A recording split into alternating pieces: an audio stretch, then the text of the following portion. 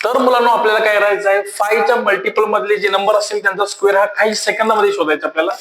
तर तुम्ही चेक करताय 5 च्या मल्टिपल नंबर मधले जे नंबर असतील ते असतील 5, 15, 25, 35, 95 अप टू 95 जाणार आहे. पण तुम्ही 3 डिजिट पण करू शकता, काही सेकंदामध्ये आन्सर येतं. बघा तो पर्यंत मला करायचं असं आहे की जो 5 चा स्क्वेअर आहे आपल्याला प्रत्येक वेळेस 5 ला रिप्लेस करणार आहे आपण 25 ने. सो होतं बघा, जर इथं 5 असेल तर 5 ला आपण रिप्लेस करणार आहे 25 ने. सो तुमचा 25 पण आपल्याला माहिती आहे 5 चा स्क्वेअर 25 असतो. सेम तुम्ही काय करणार आहे 15 मध्ये चेक करा, 5 ला आपण रिप्लेस करणार आहे 25 ने आणि 1 जो आहे 1 चा नेक्स्ट नंबर घ्यायचा जो कोणता असेल 2 असेल. So 1 multiply by next number 1 2 जा 2. सो आपला 15 चा स्क्वेअर आला 225.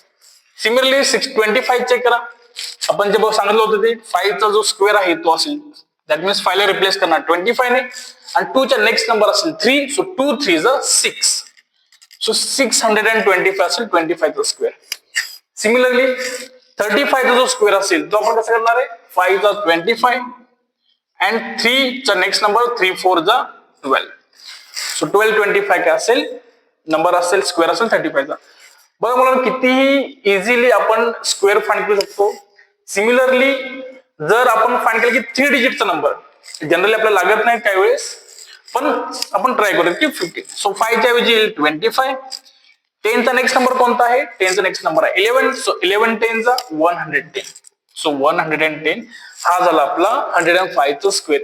तुम्ही बाकीचे पण सॉल्व्ह करू शकता, तुमच्यासाठी होमवर्क आहे, तुम्ही फाइंड करा राहिलेले जे डिजिट असतील जसं की 45, 55, 65, 75, 85 तुम्ही ओरली फाइंड करू शकता.